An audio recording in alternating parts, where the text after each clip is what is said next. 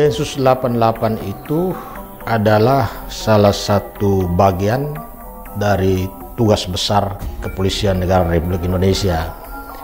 Jadi ketika kita bicara tentang tugas dan tanggung jawab Densus 88 adalah kita bicara tentang tugas dan tanggung jawab Polri. Karena itu dalam menjawab atau menjelaskan apa yang ditanyakan tadi tentang bagaimana sih sebetulnya tugas Densus 88, tentu kita harus kembalikan kepada Undang-Undang tentang Kepolisian Negara Republik Indonesia, yaitu Undang-Undang Nomor 2 Tahun 2002. Ya.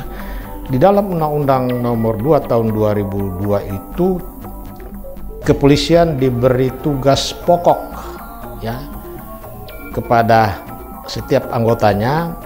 Ada 3 tugas pokok, yaitu memelihara keamanan, memberikan perlindungan kepada masyarakat, dan melakukan penegakan hukum. 3 tugas pokok ini dibebankan kepada setiap anggota kepolisian. Artinya di atas pundak kepolisian, anggota Kepolisian Negara Republik Indonesia itu 3 tugas ini melekat. Nah, dalam kaitan dengan itu, di atas pundak Densus 88 itu diberi tugas berat ya. Dia harus bisa ikut menciptakan keamanan, ketertiban umum ya, melindungi masyarakat dari ancaman terorisme, baik terorisme lokal maupun terorisme internasional. Itulah yang membuat Densus dari waktu ke waktu hampir tidak ada henti-hentinya mereka mengejar, memburu dan menindak setiap pelaku teroris yang mereka temukan ya, baik yang tertangkap tangan maupun yang ditemukan berdasarkan hasil penyelidikan dan penyidikan menurut Undang-Undang tentang pencegahan dan pemberantasan tindak pidana terorisme.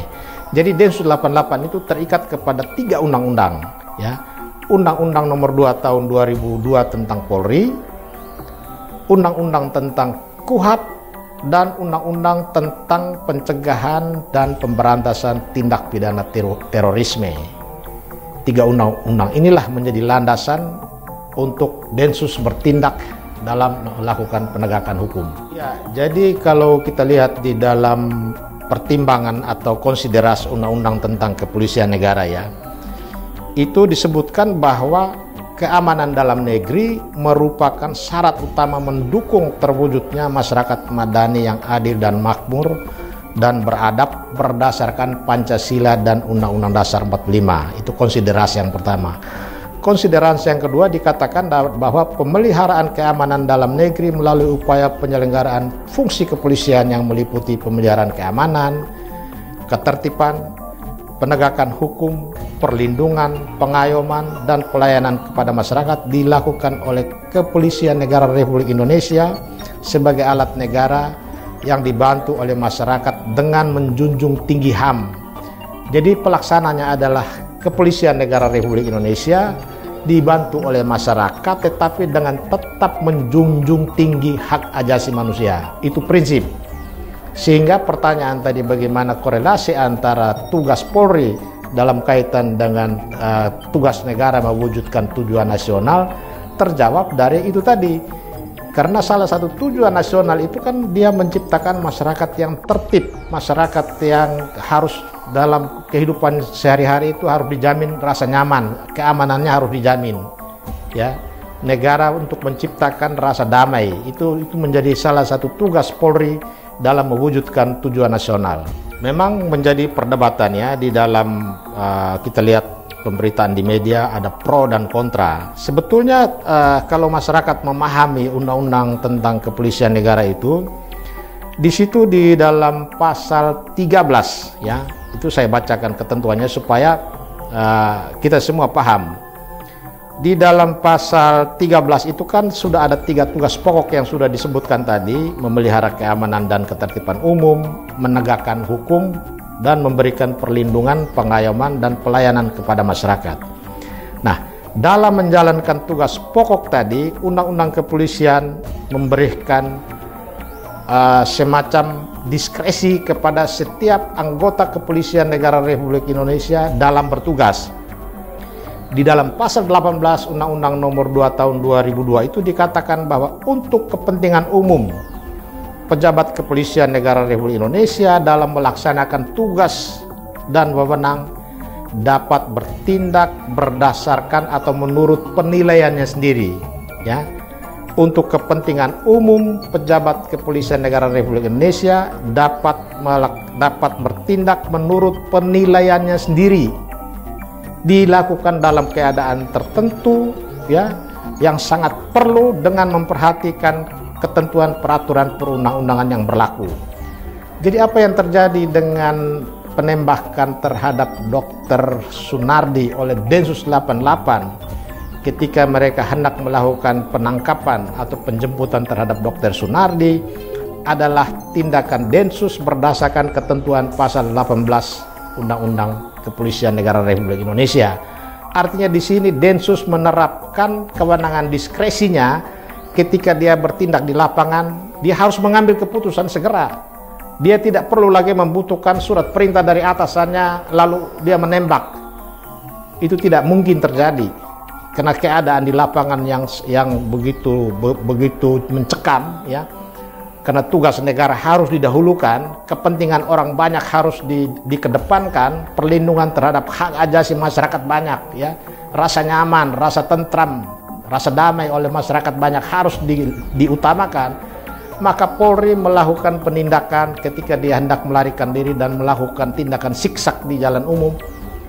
Densus melakukan penembakan, dan penembakan itu dibenarkan oleh hukum. Karena di dalam syarat-syarat sesuai dengan ketentuan pasal 18 tadi, ya, ini terpenuhi. Dia dapat melakukan tindakan berdasarkan penilaiannya sendiri dan menurut hukum. Itu kata undang-undang. Nah, di sini Densus oleh undang-undang diberi kewenangan untuk memilih. Apakah dia lebih memilih melindungi HAM Dr. Sunardi, atau dia harus memilih melindungi kepentingan banyak orang. Karena salah satu misi, salah satu visi Polri, ya, kemudian Polri menugaskan Densus 88 adalah memberantas terorisme, mencegah terorisme. Dan ketika seorang teroris, ya, sudah ditetapkan sebagai tersangka, ketika Densus ingin melakukan penegakan hukum, seorang teroris, ya, seorang yang ditetapkan sebagai tersangka melakukan aksi-aksi teror. Bayangkan, sudah ditetapkan sebagai tersangka dan ketika hendak dilakukan penangkapan, dia masih sempat melakukan aksi teror. Apa yang dilakukan oleh Dr. Sunardi sebelum tertembak itu adalah aksi teror yang dia ingin perlihatkan kepada publik, ya, bagaimana dia dikejar oleh polisi. Bahkan ada 2 anggota Densus ada di atas bak mobil yang dia bawa. Dia melakukan siksak dan menabrak mobil polisi, mobil masyarakat umum. Itu adalah bagian dari aksi teror. Jadi sebetulnya buat Dr. Sunardi, nyawa dia menurut dia nyawa dia itu tidak penting. Yang penting pesannya nyampe kepada publik bahwa aksi yang dia lakukan itu untuk menunjukkan kepada publik bahwa eksistensi dia sebagai teroris untuk menakut-nakuti masyarakat. Itulah siksak itu terjadi walaupun akhirnya dia tertembak. Jadi itulah teroris. Misinya tercapai, pesan dia nyampe. Dia sempat menimbulkan rasa takut bagi banyak orang. Tugas Densus dalam penegakan hukum, ya, tugas Densus dalam pemeliharaan keamanan, tugas Densus dalam memberikan perlindungan kepada masyarakat, dia diikat oleh 3 undang-undang tadi, ya. Undang-undang tentang Kepolisian Negara Republik Indonesia, ya, KUHP, dan Undang-Undang tentang Pencegahan dan Pemberantasan Terorisme. Di dalam Undang-Undang tentang Pencegahan dan Pemberantasan Terorisme itu juga ada hukum acaranya. Jadi beberapa ketentuan hukum acara pidana di dalam KUHP dikecualikan, ya, dikesampingkan oleh Undang-Undang Pemberantasan dan Pencegahan Terorisme. Sehingga pertanyaan tadi bagaimana seorang Dr. Sunardi kok sudah jadi tersangka? Tentu ini Densus sudah lama bekerja, Densus sudah lama mengintai, Densus sudah lama mendengar keterangan dari teroris-teroris yang sudah ditangkap terlebih dahulu, ya. jaringan JI ya dan kelompok teroris lainnya sudah didengar keterangannya dan sudah dikumpulkan bukti, sehingga bukti yang ada di tangan Densus ya, selain dari keterangan saksi-saksi para teroris yang sudah ditangkap terlebih dahulu dan sudah diproses hukum, juga Densus punya informasi yang lebih valid melalui penyadapan. Bayangkan kewenangan Densus melakukan penyadapan terhadap seorang terduga teroris itu 1 tahun. Ya, undang-undang memberi kewenangan kepada Densus untuk selama 1 tahun melakukan penyadapan. Bahkan kalau belum cukup, diberikan kesempatan untuk diperpanjang sampai 1 tahun. Jadi ini suatu waktu yang tidak sedikit. Artinya ketika Densus melakukan penindakan di lapangan, semua sudah oke punya, sudah valid, bisa dipertanggungjawabkan secara hukum. Sehingga tindakan Densus kemarin menetapkan mereka datang dengan misi utama ingin menjemput untuk dilakukan proses hukum, itu sesuatu yang sudah tidak perlu diragukan lagi. Densus bukan baru dengar kemarin baru dia turun, tetapi ini suatu proses yang sudah lama dan sudah matang, sudah terukur, tepat waktu.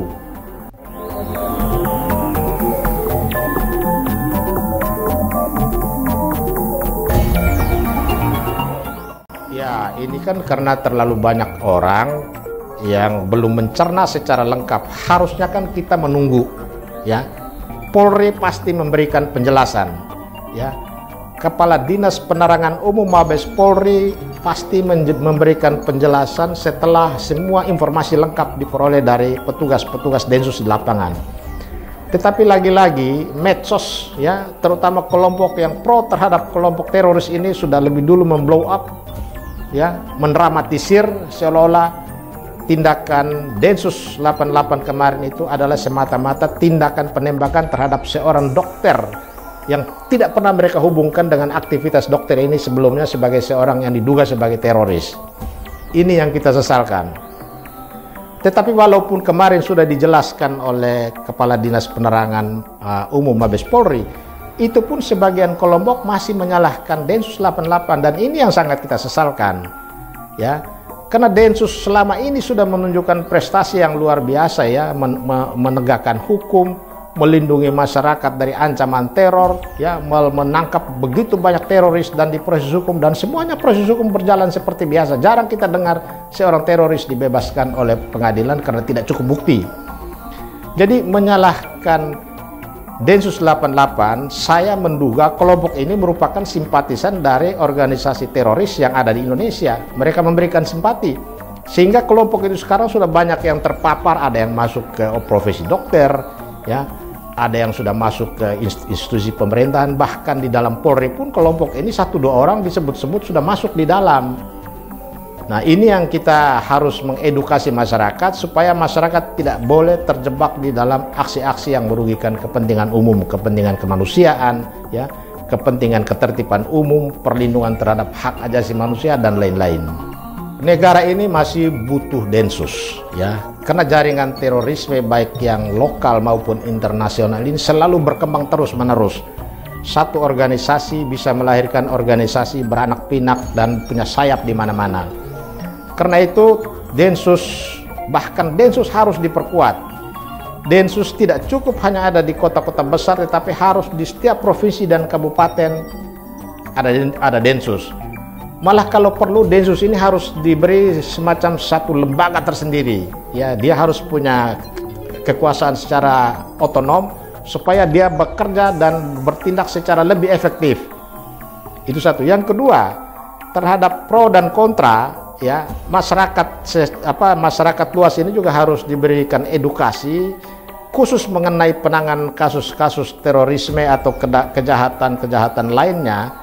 Mestinya masyarakat menunggu, ya, biarkanlah dulu pihak yang berwenang memberikan klarifikasi atau penjelasan, seperti kemarin Densus dalam tindakannya menembak Dr. Sunardi. Kemudian penjelasannya baru disampaikan oleh pihak Mabes Polri pada siang atau sore harinya.